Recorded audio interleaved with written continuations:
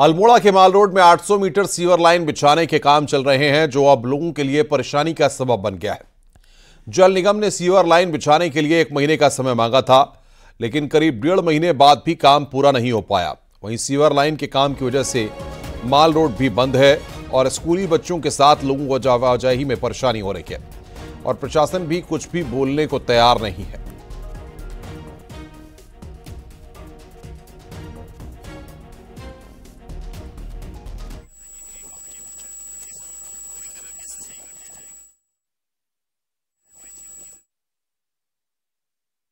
आगे बढ़ते हैं। वन विभाग कुमाऊं में टूरिज्म को बढ़ाने पर काम कर रहा है, लिहाजा रामनगर के आसपास नए टूरिस्ट जोन तैयार करने पर काम किया जा रहा है। देखिए हमारी ये रिपोर्ट।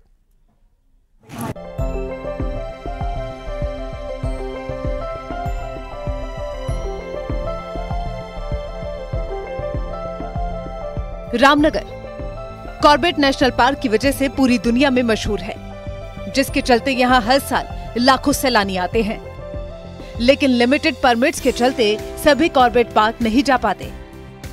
ऐसे में वन विभाग यहां टूरिज्म की दूसरी संभावनाओं को तलाश रहा है और अब रामनगर और तराई पश्चिमी फॉरेस्ट डिवीजन में एक और नया जोन खोलने की तैयारी है। इसके साथ ही अल्मोड़ा वन प्रभाग के मोहान में भी एक टूरिज्म जोन खोला जाएगा।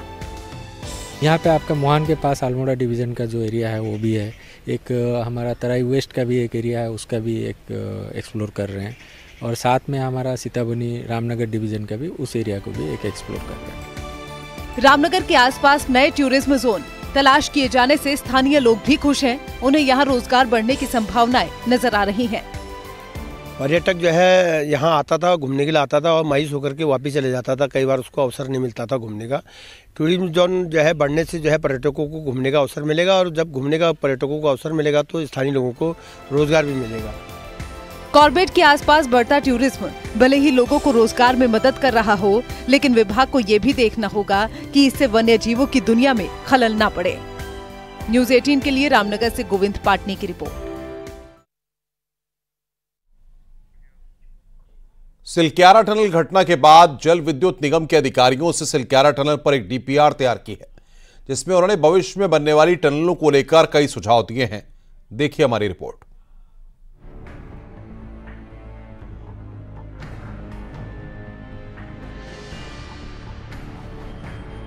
सिलक्यारा टनल हादसे के बाद देश का सबसे बड़ा रेस्क्यू ऑपरेशन चलाया गया और 41 जिंदगियों को सकुशल निकाला गया।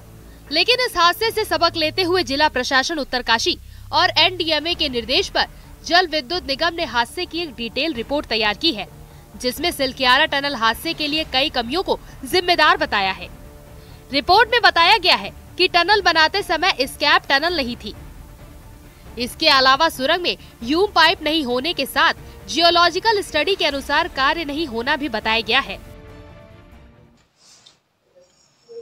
सबसे बड़ी कमी इसमें ये रही कि lack of SOP, standard operation procedure जिसे बोलते हैं। कोई निर्धारित गाइडलाइन नहीं थी इस संबंध में, रेस्क्यू के संबंध में।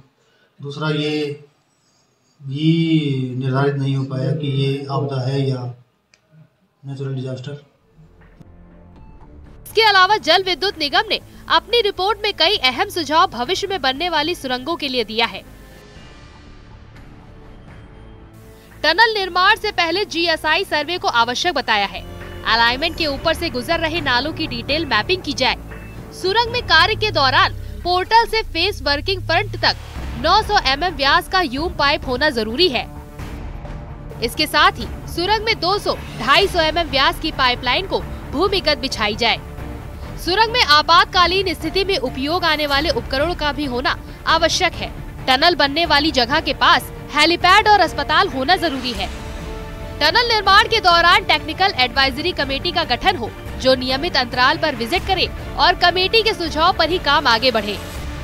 एडवाइजरी कमेटी में सुरंग निर्माण से जुड़े विशेषज्ञों के साथ जीएसआई और जियो टेक्निकल एक्सपर्ट शामिल हो। सेफ्टी पॉइंट ऑफ व्यू से बहुत ज़्यादा आपको ध्यान देने की जरूरत है और इसमें जैसे है ट्रेनिंग प्रोटोकॉल, जैसे इस टाइप के अगर इंसिडेंट्स कभी होते हैं तो ट्रेनिंग का एक प्रोटोकॉल होना चाहिए, एसओपी होनी चाहिए टनल कंस्ट्रक्शन के लिए। सिलक्यारा टनल से सबक लेते हुए भविष्य में टनल के कार्य किए जाने को लेकर कई सुझाव दिए गए हैं। ताकि टनल के कार्य सुरक्षित रूप से किए जा सके। न्यूज़ 18 के लिए उत्तरकाशी से बलबीर परमार की रिपोर्ट।